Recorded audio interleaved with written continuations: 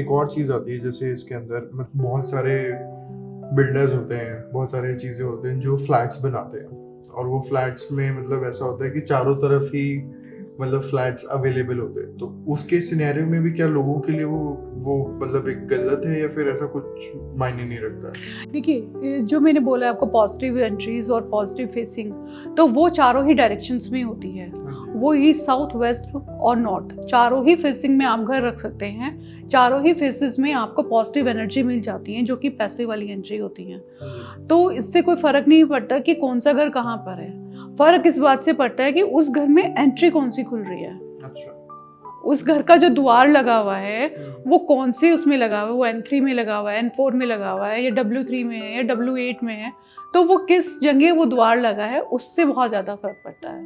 अच्छा, तो मैम ये बेसिकली आप वैसे कितने टाइम से कर रहे हो? 5 years प्लस। मैम मुझे वैसे एक चीज़ पता चली थी, मतलब ना पता नहीं शायद कितनी सच है कितनी गलत है।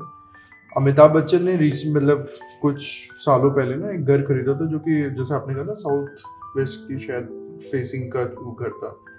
उस घर के बाद से शायद उनको प्रॉब्लम्स आने लग गई, बैंकरप्ट भी गए थे, उन्हें काफ़ी हेल्थ इश्यूज भी आया था, फिर उन्होंने वो बेच दिया, उसके बाद से अगेन वो है।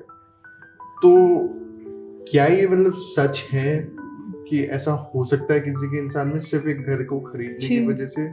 और अगर बाई चांस, वो तो अमिताभ बच्चन है, वो तो खरीद के वापस बेच दिया, उनको इतना इशू होगा नहीं, बट किसी कॉमन इंसान अगर वो ऐसे घर के उसमें फंस जाए तो क्या उसका सोल्यूशन हो पाता है? इस तरह से काफ़ी केसेस आते हैं कि वो ऑलरेडी बहुत फंसे हुए होते हैं और अनट्रीटेबल से घर होते हैं उनके। तो फिर भी हम उनको ये सजेस्ट करते हैं कि आप पहले एक बार इसको बैलेंस करा लीजिए, क्योंकि जब तक आप इसको बैलेंस नहीं कराएंगे और आप नया घर खरीदने जाएंगे तो आपको वही घर पसंद आएगा जैसा कि इस घर का वास्तु है। ऑलमोस्ट दूसरा भी घर का वास्तु वैसा ही होगा जब तक, क्योंकि आपने अभी कुछ चेंज नहीं किया, आपके सबकॉन्शियसली आपका घर ही उसमें बैठा हुआ है, और जो इसमें वास्तु दोष हैं वो ही दूसरा भी ढूंढ के लाके देगा, क्योंकि आप नहीं ढूंढ सकते, आपका सबकॉन्शियस इसके पीछे बहुत बड़ा वर्क करता है। तो पहले हम उनका वो जो एग्जिस्टिंग घर है और जिसमें कि बहुत सारी प्रॉब्लम्स है उसको ट्रीट कराते हैं, वो बैलेंस होता है, तब उनको ये एडवाइस करते हैं कि अब आप नया घर ढूंढ लीजिए, अब आप ठीक घर ढूंढ पाएंगे। अच्छा, तो मैम वैसे मतलब इसका कोई तरीका नहीं है बेसिकली, मतलब अनटिल अनलेस आप जब तक पर्सनली जाके कहीं जगह पे जाके देखो, सारी चीज़ों को पर्सनली एनालाइज करो, उसके बाद ही आप इसके सॉल्यूशंस बता सकते हो बेसिकली। ऐसा कोई मतलब कोई स्टोरी लाइन नहीं है किसी चीज़ के लिए कि जैसे होता नहीं कि शनि के लिए ये कर लो, उसके लिए ये कर लो, ऐसा कभी कुछ नहीं है। ये कॉमन रेमेडीज उतने वर्क नहीं करती हैं। हाँ, ये सॉल्यूशन तो हैं, पर बाय चांस किसी ने किसी के लिए बताया कि अच्छा आपको ये है, आप ना एक काम करिए, आप नीलम पहन लीजिए, आपको सूट करेगा। उसने पहन लिया, अब उसको किसी 4 दोस्तों ने देखा, अरे भाई नीलम पहन रहा है यार, ये जब से नीलम पहन रहा है तब से इसका काम रुक ही नहीं रहा है, आगे बढ़ा जा रहा है, आगे बढ़ा जा रहा है, मैं भी ना नीलम पहनूंगा। तो उन्होंने उसको देख के पहन लिया, मतलब देखा देखी में ये सब शुरू कर दिया।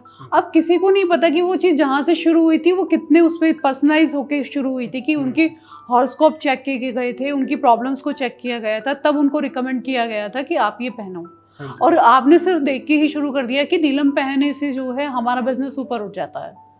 तो ये सबके साथ नहीं है, इसलिए सबके लिए बड़ा पर्सनलाइज हो जाता है, क्योंकि आप एक बहुत ही यूनिक सी चीज़ लेके धरती पर उतरे हैं, वो है आपका हॉरोस्कोप, और वो आपके लिए बहुत ही कस्टमाइज हो जाती है फिर आपकी रेमेडीज। तो मैम प्लैनेट्स का भी बहुत लेना देना होता है आपकी वास्तु से बेसिकली। जी, इसीलिए हम इसको एस्ट्रो वास्तु कहते हैं, क्योंकि सारा का सारा जो कॉस्मिक एनवायरनमेंट उस टाइम था जिस टाइम आप पैदा हुए, वही सेम कॉस्मिक एनवायरनमेंट हमको आपके घर का बिठाना होता है। अच्छा, तभी आप ग्रो कर पाते हैं।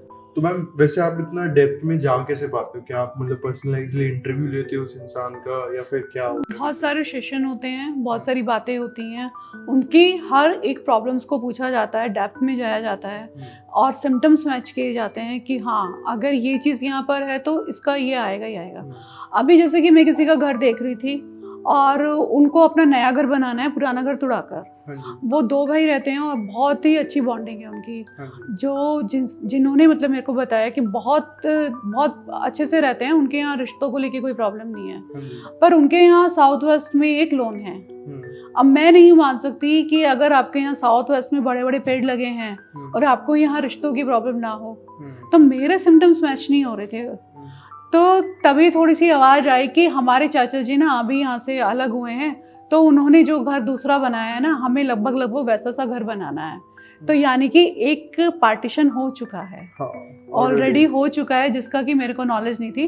पर मेरे जो अपने रूल्स हैं, नियम हैं, या जो कह लो कि जो सिस्टम था वो कुछ कह रहा था मुझसे कि यहाँ पर ये चीज़ होनी चाहिए, अगर मुझे नहीं है तो मतलब डिनाई कैसे करूँ मैं, जो सच है वो सच है। तो मतलब बहुत बार ऐसा भी होता होगा फिर आपके पास ऐसे भी क्लाइंट्स आते होंगे जो पूरी बात नहीं बताते क्योंकि प्रेशर की वजह से, और उसकी वजह से फिर वो जो आपने रेमेडीज दी हैं वो पूरी तरह से भी काम ना कर पाए बेसिकली। बताते नहीं हैं, पर लेकिन हाँ चीज़ें निकल के सामने आ जाती हैं, इंट्यूटिवली सामने आ जाती हैं।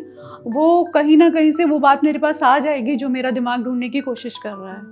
और सॉल्यूशन तो तभी दिए जाते हैं जब आप बिल्कुल 100% मतलब कोई भी पर्दा ना हो, 100% ट्रांसपेरेंसी हो।